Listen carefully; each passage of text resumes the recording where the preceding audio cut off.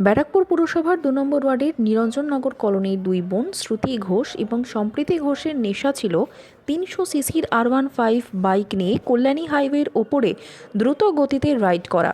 আর এই নেশাই তাদের কাছে প্রাণঘাতী হয়ে দাঁড়ালো।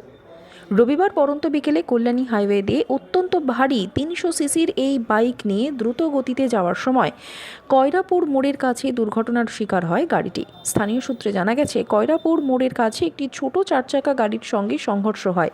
দুজনেই বাইক থেকে ছিটকে পড়ে যান। স্থানীয়রা দ্রুত দুজনকে উদ্ধার করে ব্যারাকপুরের বিএন বসু মহকুমা হাসপাতালে নিয়ে গেলে এই ঘটনায় সম্প্রীতি ঘোষ নামে বছর ২৭-এর এক তরুণীকে মৃত বলে চিকিৎসকরা ঘোষণা করেন। এই ঘটনায় অপর সবারই ছোট বোন শ্রুতি ঘোষ বেশ সংকটজনক অবস্থায় ব্যারাকপুরের বিএন বসু মহকুমা হাসপাতালে চিকিৎসাধীন ছিলেন। পরে সেখান থেকে তাকে আরজিকর হাসপাতালে স্থানান্তর করা হয়। ঘটনার খবর পেয়ে ব্যারাকপুর ২ নম্বর ওয়ার্ডের পৌর কাউন্সিলর সম্রাট তফাদার হসপিটালে এসে দ্রুত আহত শ্রুতি ঘোষের চিকিৎসার জন্য আরজিকর হাসপাতালে স্থানান্তর করার ব্যবস্থা করেন এবং গোটা বিষয়টি তিনি তত্ত্বাবধান করেন। এই মর্মান্তিক দুর্ঘটনা প্রসঙ্গে তাকে বলতে শোনা যায়, সরকার দুর্ঘটনা প্রতিরোধে সতর্কতা প্রোগ্রাম করে থাকে, কিন্তু তা সত্ত্বেও অত্যাধিক অ্যাডভেঞ্চারের মানসিকতাই কাল হয়ে দাঁড়াচ্ছে, যা কোনোভাবেই মেনে নেওয়া যায় না। আমি শুনলাম বাইক ড্রাইভ করছিল। বাইক ড্রাইভ করছিল, সেটাই তো, সেটা এখন তো exactly what's happen it is not been identified.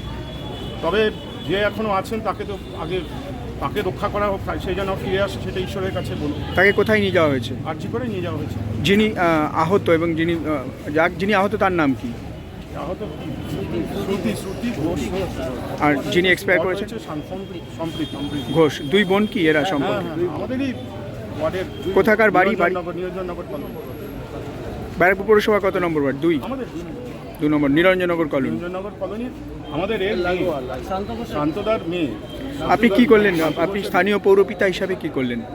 এই মর্মান্তিক ঘটনা কি করব আমরা? আমাদের পুলিশ প্রশাসন এত অ্যাওয়ারনেস ক্যাম্প করে, ট্রাফিক রুলে মানার কথা বলে, আমরা যদি না মানি, আমরা চলে গেলে আমাদের ফ্যামিলি সাফার করবে, এটাই যদি কেউ না জানে কি বলবো? নাথিং এলস, কিছু বলার তো নেই। উই আর নিজেদের অপরাধী মনে হয় কোনো কোনো জায়গায়, যে আমরা এত অ্যাওয়ারনেস করছি, সরকারের তরফ থেকে এত অ্যাওয়ারনেস করা হয়, তারপরেও এক্স্যাক্টলি আমরা সেই ভায়োলেট করছি, রুলস ভায়োলেট করছি।